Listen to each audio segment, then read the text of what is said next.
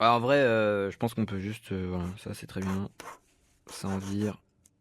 Ouais, ok, bon, on tente. Tout le monde a eu 17 ans. Tout le monde a palpité.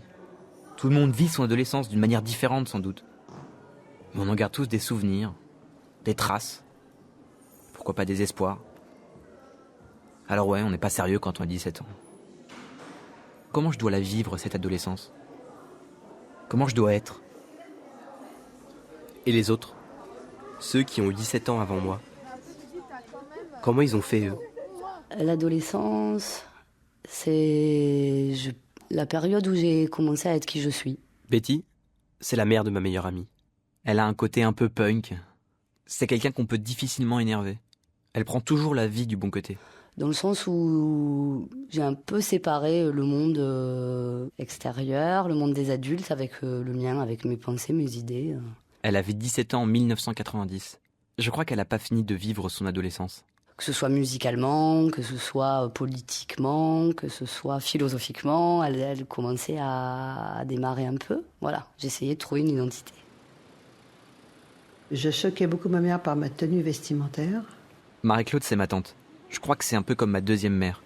Et je choquais mon père par mes opinions politiques. Je dis ça parce que c'est elle qui m'a appris les bonnes manières.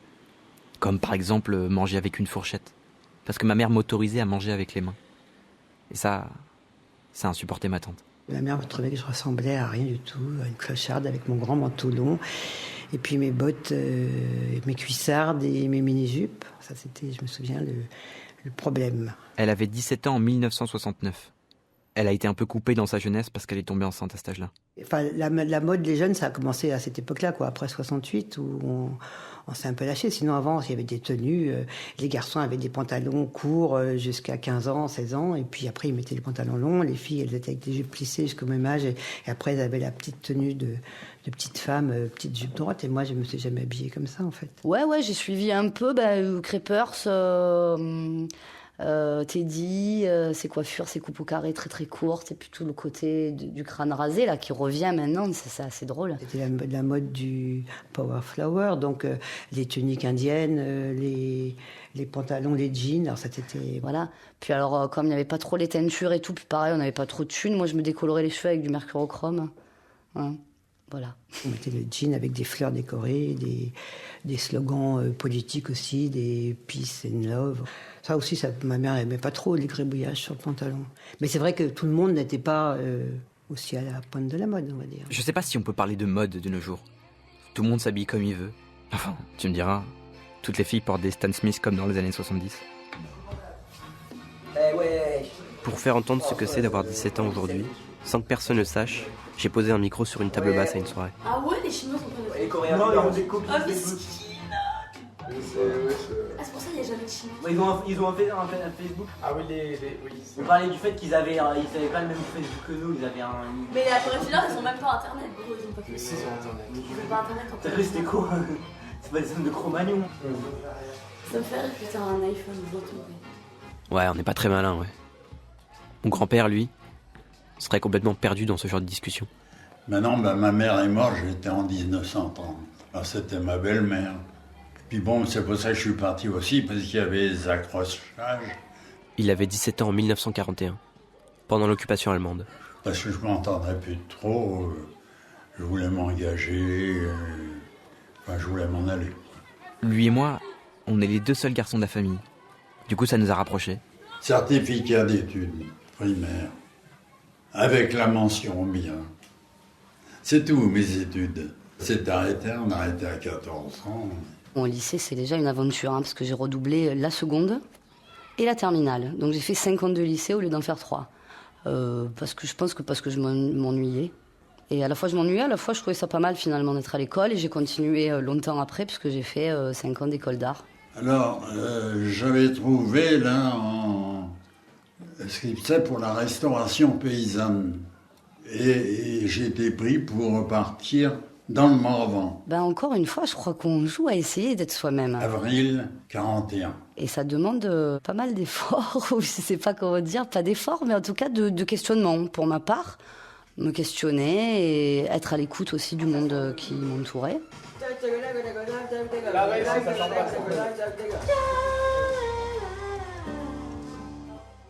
Il y a eu toute l'armée allemande qui défilait avec leur musique, donc c'était aussi bien que des bombardements, des trucs, mais enfin, quand ils sont partis, il n'y avait plus de trucs comme ça.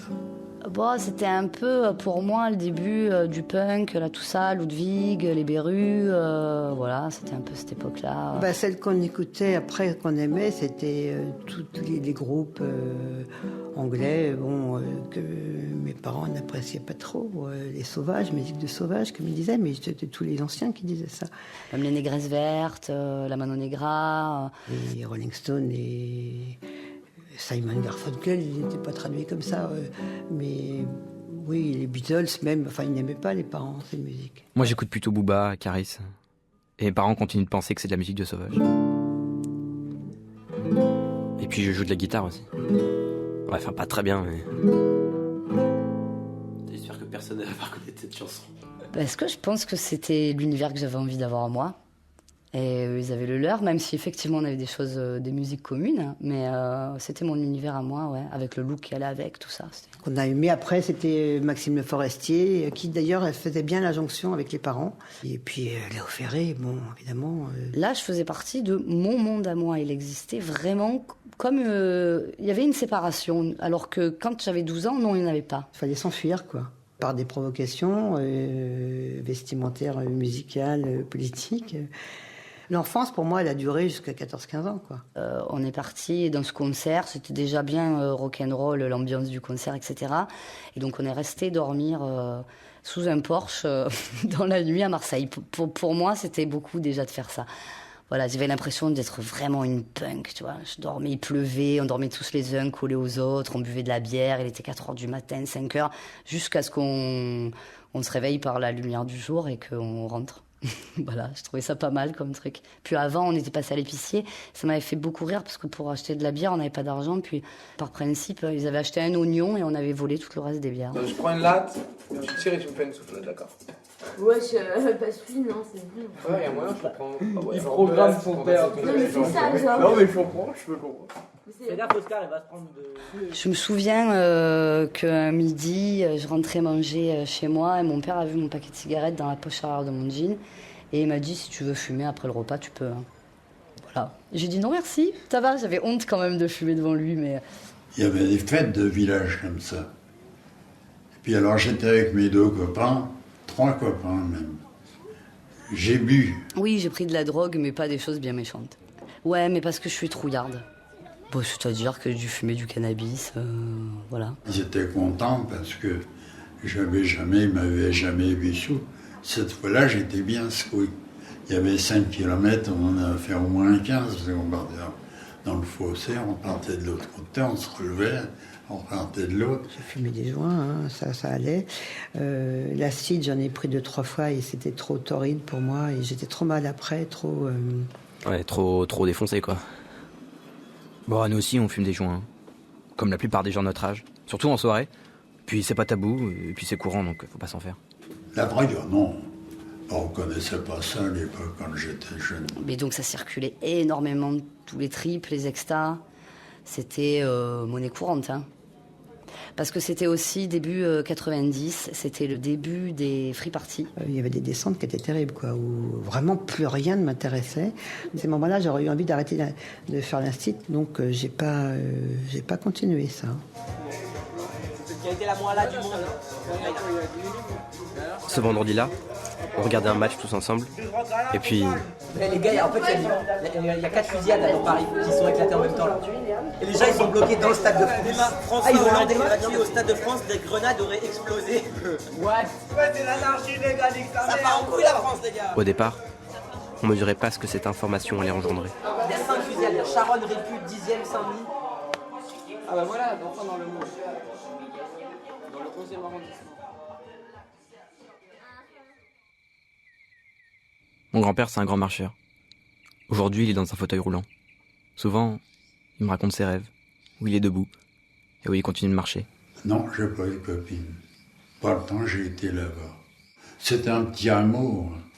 Il y avait 2 filles dans ce hameau qui étaient nées là-bas. C'était un petit Parisien. Non. J'ai eu mon premier rapport à 16 ans. C'était un gars qui était vachement plus âgé que moi, qui devait avoir, pareil, 5-6 ans de plus que moi, je crois, avec qui je suis restée un moment aussi.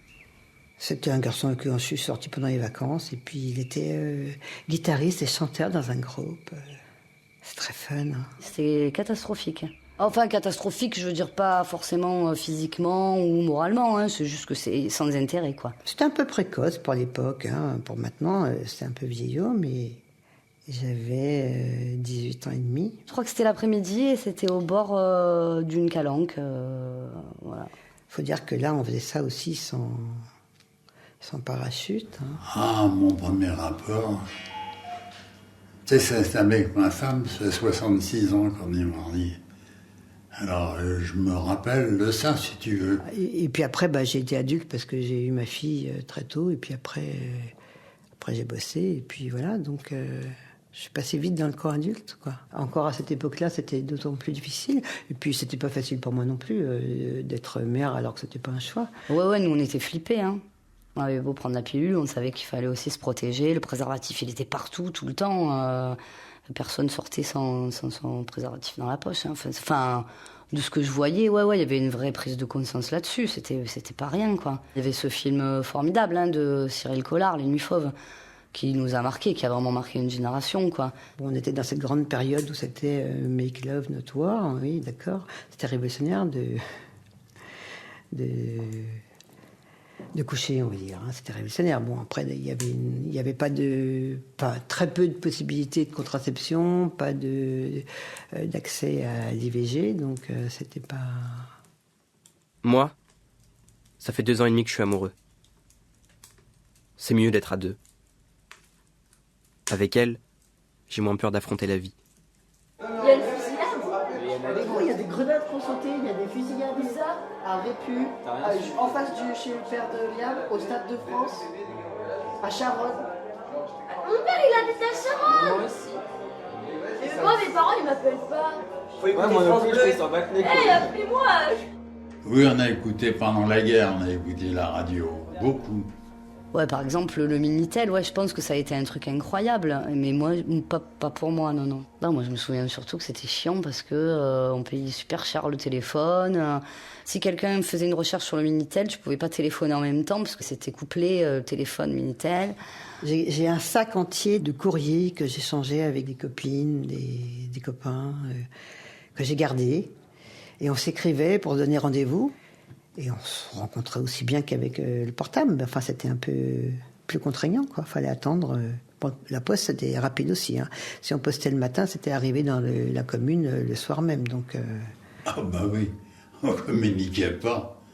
Il n'y avait pas de téléphone. Depuis la guerre, ça, c'est parti à fond. Je trouve que c'est formidable les nouveaux objets là comme ça de communication. Moi, je suis complètement fan de Facebook, etc.